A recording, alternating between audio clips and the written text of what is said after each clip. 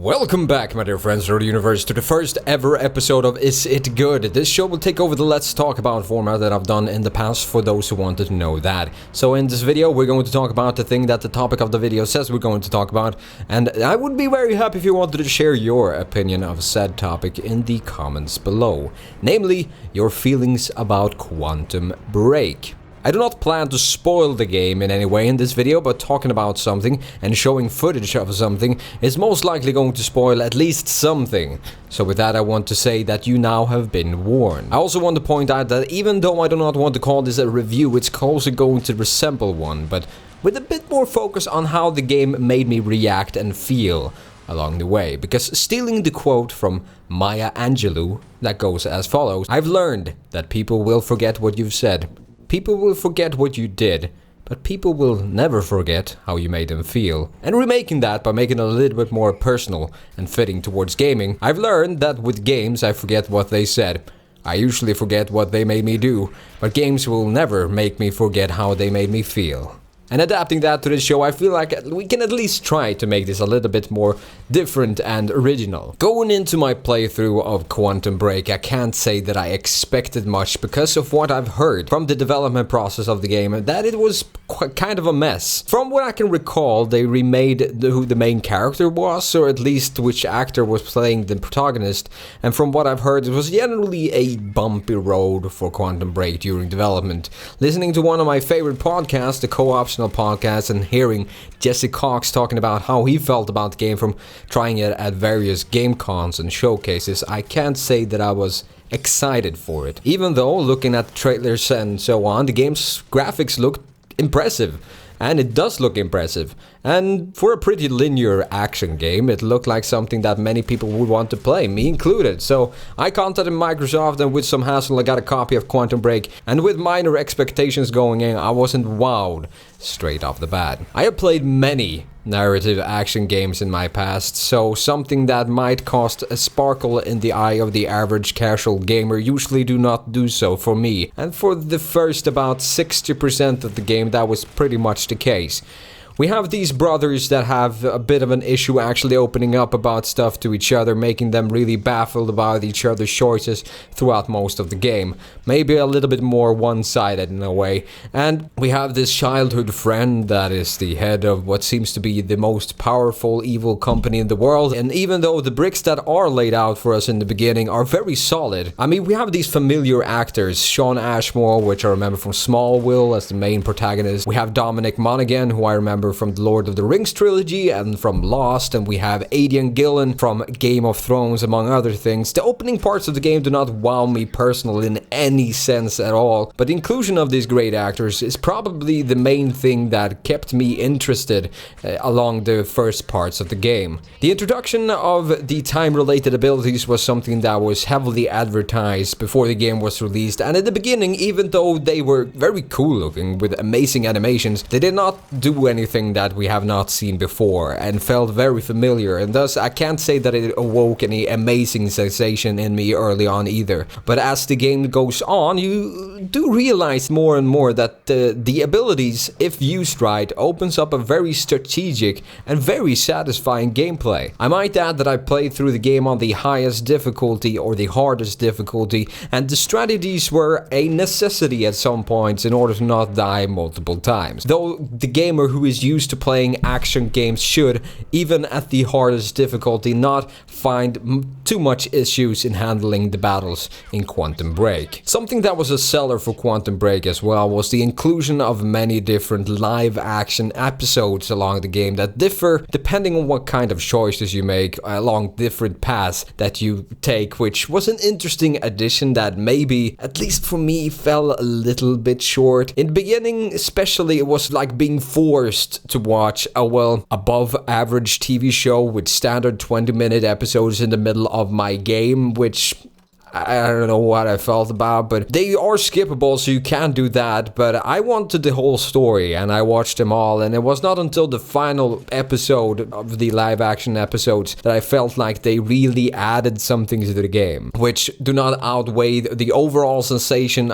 that it felt a little bit out of place. But at least it's fun to see developers taking risks and trying out some new things, so a big applause for that at least. Quantum Break also has tons and tons of extra additions of content to indulge in form of small videos and these kind of PDAs or touchscreen devices lying around everywhere with open messages between different characters in the game.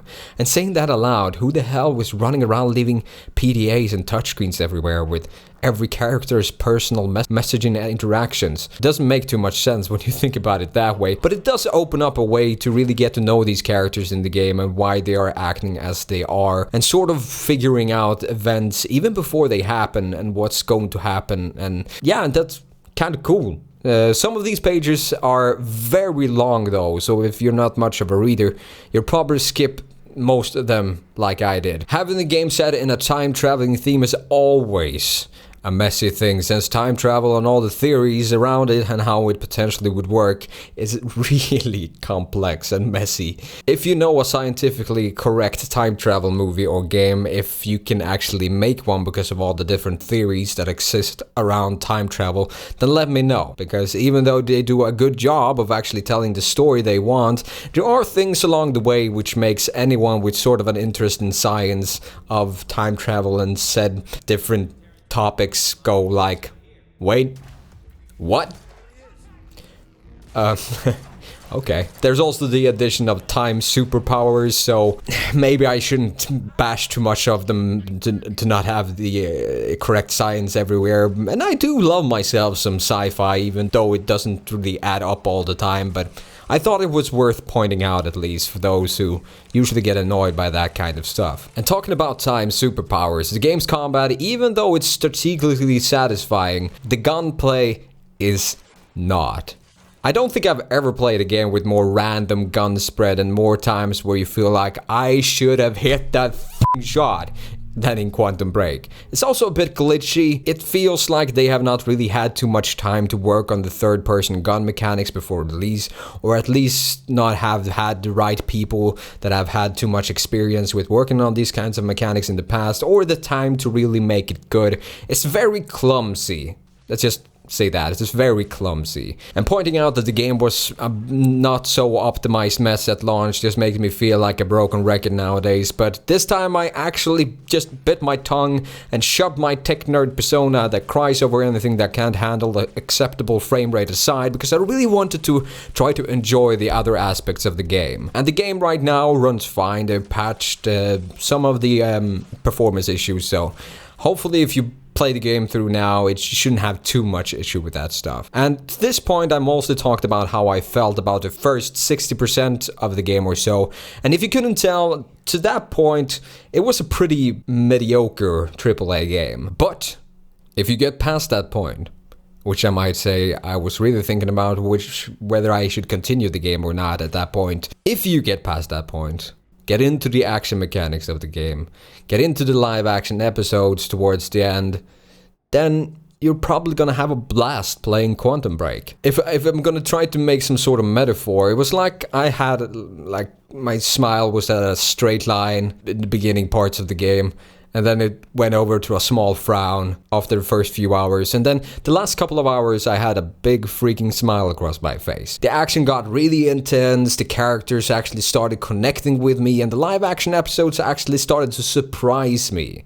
And that's something that always is a good thing, when they can sort of break through the expected. I have to say that I'm really glad that I stayed through the end of Quantum Break, because it was a fun ride, even though a little bit slow in the beginning. A action-packed, beautiful, and at least a little bit of an original ride that I would recommend to anyone that likes action-oriented narrative games, where you actually have to use your brain every once in a while. Is it amazing? No. But is it good? Certainly. And I do think it's worth the asking price, even though it was, at least at launch, pretty rough around the edges. Let me know what you think about Quantum Break in the comments below. If you don't have access to the game and can't afford it, or simply want to see my playthrough of it over at the Let's Play Games channel, then press the I in the top right hand corner now.